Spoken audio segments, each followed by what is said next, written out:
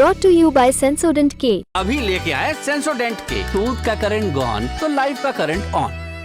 आशीष जी, आजकल उत्तर प्रदेश में खूब वाई श्रेणी की सिक्योरिटियां मिल रही हैं, नए नए नाम भी सामने आ गए हैं, क्या कहेंगे उस पे? सिक्योरिटी तो हमेशा यहाँ से स्टेटस सिंबल होता है।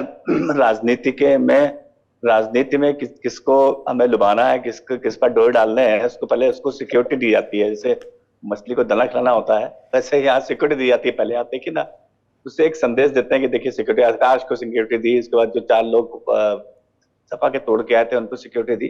तो सिक्योरिटी का यहाँ पर नेताओं के बीच में, आप यहाँ गृह विभाग जाइए, मैं एकदम ताजा वाली सिक्योरिटी की बात कर रहा हूँ। चंद्रशेखर को सिक्योरिटी मिली है वाई श्रेणी की, क्या कहानी है?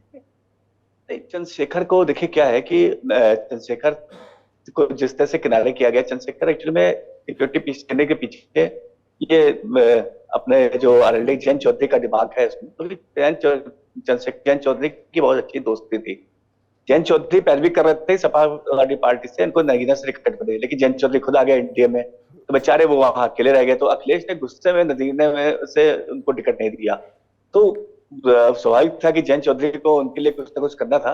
तो मुझे लगता है कि ये पूरा मामला, इसके पीछे जो है जैन चौधरी है, और जैन चौधरी के ही तरीके से उनको जो है ये वाई श्रेणी की सुरक्षा दी गई है, और उस सुरक्षा से एक मैसेज दिया गया है कि जनता के बीच में कि भाई ये अपने आदमी है। नहीं तो क्या ये जो अपने आदमी का मैसेज दिया गया है, तो क्या ऐसा कहा जा सकता है कि चंद्रशेखर जो हैं, दलित पॉलिटिक्स का एक उभरता चेहरा, वो अगले रामदास आठवले भी हो सकते हैं? क्यों नहीं हो सकता है? मतलब उसमें अगर कोई बहुत बड़ी बात नहीं है। देखिए तो स्थानीय समीकरण कैसे बैठते हैं राजनीति में। आप देखिए, कोई आदमी किसी पार्टी का तो ठप्पा लगा के आया नहीं है, हम लोग देख ही रहे हैं। जिसको लगता ही था वो साथ बैठ जाते हैं आके। तो जब वरुण गांधी को समाजवादी पार्टी लेने को तैयार हो जाती है, दूसरी पार्टियां डोर डाल सकती हैं, तो भारतीय जनता पार्टी या दूसरी सरकार है जो है वो चंद्रशेखर को डोर डालने क्यों डाल सकती है? भाई जिसके पास जो है वो उसको दे रहा है, उनके पास सिक्योरिटी दे सकते थे। कुछ भी हो सकता है इसमें।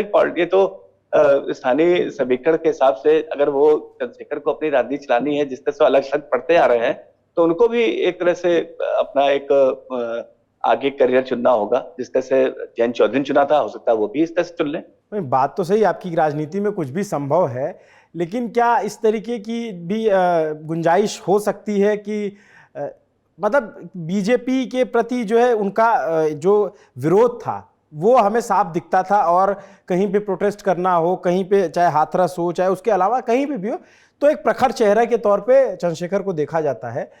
अब क्या वाई श्रेणी की सिक्योरिटी मिलने के बाद उस चीजों में कमी आएगी? कैसा उधर से क्या रिस्पॉन्स आपको? नहीं, अभी तो मुझे नहीं लगता कि ऐसी कोई बहुत कमी आएगी, क्योंकि अब तो इलेक्शन चल रहा है, इसमें कुछ आप पता ही चलेगा। देखिए, अब ये जो इनका जो एटीट्यूड, इलेक्शन खत्म होने के 3 महीने बाद लगेगा कि एक्चुअली में अब उनका नहीं, क्योंकि इलेक्शन में तो सब लोग एक ही तरह की बात करते हैं। हो सकता है वो थोड़ा सा शांत बैठ जाए या अपना नजरिए के तौर पर प्रचारित करें।